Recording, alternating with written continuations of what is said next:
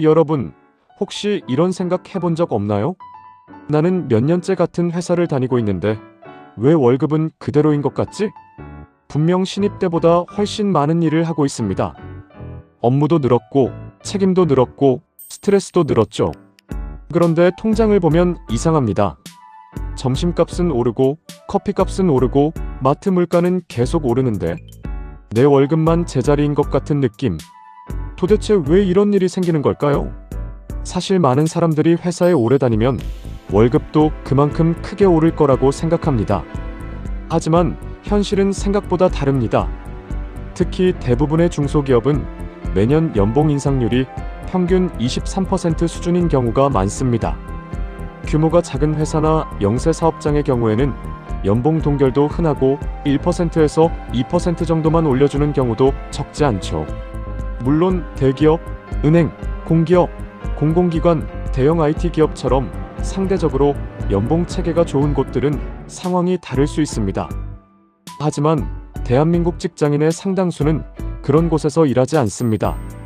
그래서 많은 사람들이 비슷한 고민을 하게 되는 것이죠. 예를 들어 연봉 4천만 원을 받는 직장인이 있다고 가정해 보겠습니다. 회사가 올해 연봉을 3% 올려줬습니다. 연봉으로는 120만 원이 오른 셈입니다. 오, 꽤 오른 것 같죠? 그런데 월로 나누면 약 10만 원 정도입니다. 그리고 여기서 끝이 아닙니다. 월급이 오르면 국민연금, 건강보험, 장기요양보험, 고용보험, 소득세도 함께 늘어납니다. 그래서 실제 통장에 들어오는 돈은 10만 원이 아니라 7에서 8만 원 정도인 경우가 많습니다. 그런데 같은 기간 동안 점심값이 1,000원 오르고 커피값이 오르고 배달비가 오르고 관리비까지 오른다면 어떨까요? 분명 월급은 올랐는데 체감은 안 되는 이유가 바로 여기에 있습니다. 더 무서운 건 물가 상승입니다. 예전에는 10,000원으로 한 끼 식사와 커피까지 가능했지만 지금은 점심 한 끼만 먹어도 10,000원이 넘는 경우가 많죠. 그래서 연봉은 오르는데 삶은 더 빠듯해지는 것 같은 기분이 드는 겁니다. 그런데 직장인들이 가장 허탈함을 느끼는 순간은 따로 있습니다. 바로 신입사원 연봉을 들었을 때입니다. 내가 입사할 때보다 훨씬 많이 받네. 나는 10년 일했는데 신입이랑 차이가 이것밖에 안 나? 실제로 이런 생각 해본 사람 많을 겁니다. 하지만 이것도 어쩔 수 없는 부분이 있습니다. 회사는 사람을 뽑을 때 현재 시장 가격을 따라가야 하기 때문입니다. 10년 전 신입 초봉이 2천만 원이었다고 지금도 그 돈으로 사람을 구할 수는 없습니다. 결국 신입 초봉은 계속 올라가는데 기존 직원들의 연봉은 매년 2에서 3%씩만 오르다 보니 격차가 생각보다 크지 않게 느껴지는 것입니다. 그래서 오랫동안 일한 사람일수록 상대적인 박탈감을 느끼기 쉽죠. 하지만 여기서 한 가지 꼭 알아야 할 사실이 있습니다. 그동안의 노력이 의미 없었던 것은 절대 아닙니다. 오히려 지금의 월급에는 눈에 보이지 않는 가치가 들어 있습니다. 생각해보면 우리는 그동안 수많은 경쟁을 통과해 왔습니다.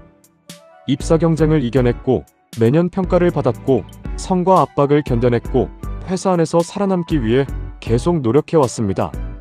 신입 때는 할 수 없었던 일들을 지금은 당연하다는 듯 처리하고 있죠. 어쩌면 지금의 월급은 단순히 노동의 대가가 아니라 그동안 쌓아온 경험과 신뢰의 대가일 수도 있습니다. 그런데 또 한편으로는 냉정한 현실도 있습니다. 회사는 노력만으로 월급을 올려주지 않습니다. 회사는 결국 가치에 돈을 지불합니다. 그래서 어떤 사람은 야근을 매일 하는데도 연봉이 크게 오르지 않고 어떤 사람은 희소한 기술과 전문성을 갖고 있어서 훨씬 높은 연봉을 받기도 합니다.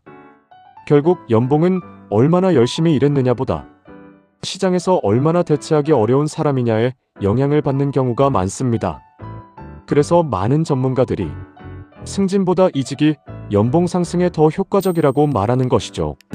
하지만 여기서 마지막으로 정말 중요한 이야기를 해보겠습니다. 많은 사람들이 월급만 오르면 모든 문제가 해결될 것이라고 생각합니다. 물론 월급은 중요합니다. 하지만 시간이 지나면 한 가지 사실을 깨닫게 됩니다. 부자가 되는 사람과 그렇지 못한 사람의 차이는 얼마를 버느냐보다 얼마를 남기느냐에서 시작되는 경우가 많다는 것입니다.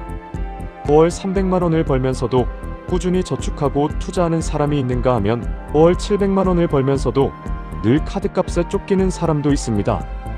연봉이 2배라고 해서 자산도 2배인 것은 아닙니다.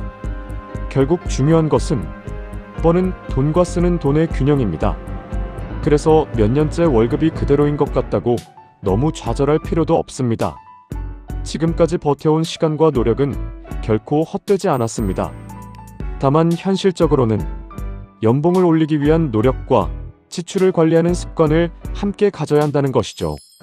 어쩌면 우리를 더 부자로 만드는 것은 월급 인상 그 자체가 아니라 내 가치를 높이는 능력과 번 돈을 지키는 습관일지도 모릅니다. 세상의 모든 왜 그래? 좋아요와 구독, 알림 설정까지 부탁드립니다.